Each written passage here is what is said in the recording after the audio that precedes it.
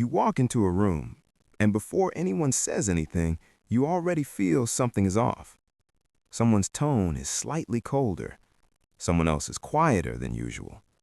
And without realizing it, you start adjusting yourself, talking softer, smiling more, trying to fix something no one asked you to fix. But here's the question that lingers beneath all of it.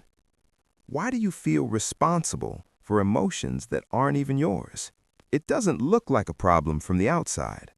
People see you as kind, empathetic, easy to be around. You're the one who listens, the one who smooths tension, the one who notices what others miss. But internally, it's different. You replay conversations. You analyze facial expressions. You wonder if you said something wrong even when nothing happened. And when someone is upset, even if it has nothing to do with you, your mind quietly asks, "Did I cause this?" So you adjust. You over-explain. You apologize too quickly. You carry emotional weight that no one explicitly handed to you. Over time, this starts shaping your identity. You become the responsible one, the emotional stabilizer, the one who keeps things from falling apart. But there's a hidden cost. You start losing clarity about where you end and where others begin. And that raises a deeper question. Is this really empathy, or is something else happening underneath it? This isn't a flaw. It's not weakness. It's not being too sensitive. It's an adaptation.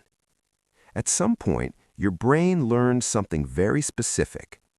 Other people's emotions are important because they affect your safety. Not physical safety necessarily, but emotional safety, relational safety. Your brain connected a pattern. If others are okay, I'm okay. So it became vigilant, attuned, hyper-aware. Not because you chose it, but because your mind was trying to protect you. And once a pattern like that forms early enough, it doesn't just disappear. It becomes automatic, almost invisible, which leads to the real mechanism behind it. Psychological mechanism.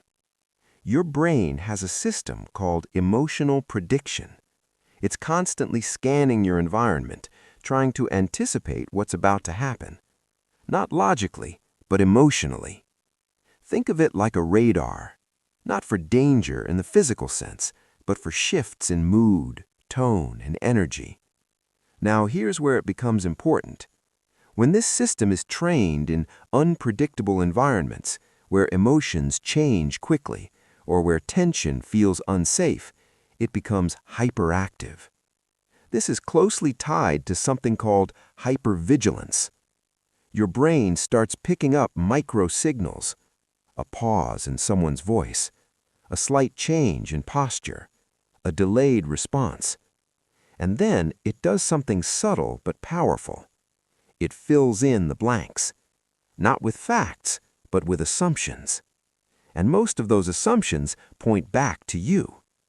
I must have done something. I should fix this. I need to make this better. This creates a loop. Signal, interpretation, responsibility, action.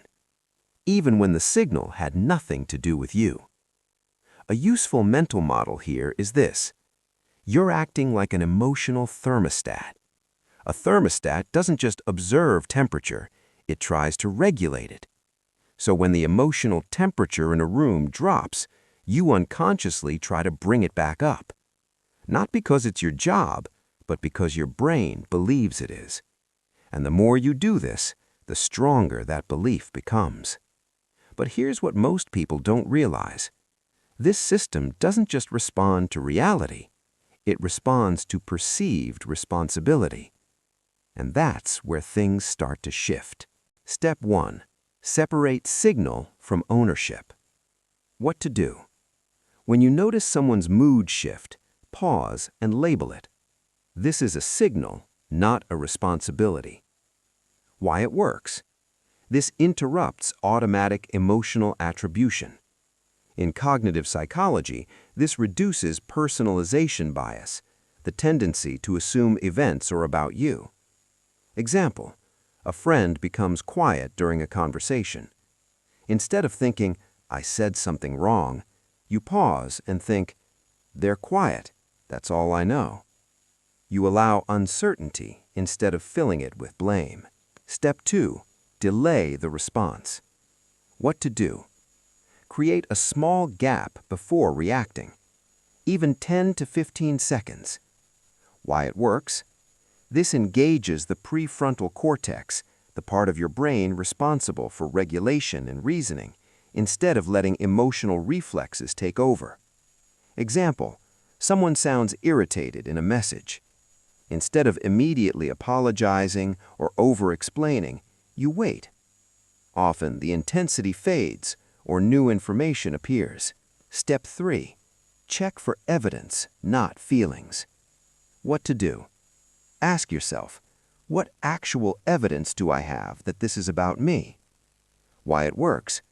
Your brain confuses emotional intensity with truth. This step separates emotional inference from objective reality. Example, your colleague seems distant. Feeling, they're upset with me. Evidence, no direct indication. You anchor yourself in what's real, not what feels real. Step 4, let others own their emotional space. What to do? Mentally return emotions to their source. This belongs to them. Why it works? This reinforces psychological boundaries. Without boundaries, your brain merges external states with internal responsibility. Example, someone is stressed and short-tempered. Instead of adjusting yourself to fix it, you allow them to have their experience without absorbing it. Step 5, redefine your role. What to do? Shift from emotional fixer to emotional observer. Why it works? This changes your internal identity model. Behavior follows identity. If you see yourself as responsible, you act accordingly. If you see yourself as aware but not responsible, your behavior adjusts. Example, in a tense group setting, instead of trying to smooth everything out, you simply stay present. You listen without intervening unnecessarily. All of this comes back to one simple idea. You are not an emotional thermostat. You are an emotional observer. Thermostats regulate. Observers notice. When you confuse the two, you carry weight that was never yours. But when you separate them, something shifts quietly. You still notice everything. You still understand people. But you stop trying to control what you were never meant to control. And that creates space. Space between you and everything you used to carry automatically. There's a difference between caring and carrying. Caring allows connection. Carrying creates exhaustion. You were never meant to hold the emotional balance of every room you enter. And maybe the goal isn't to feel less, but to stop translating every feeling into responsibility. Because not every silence needs your voice. Not every tension needs your solution. And not every emotion you sense belongs to you. Sometimes the most accurate response is simply to notice and let it pass through you without turning it into something you have to fix.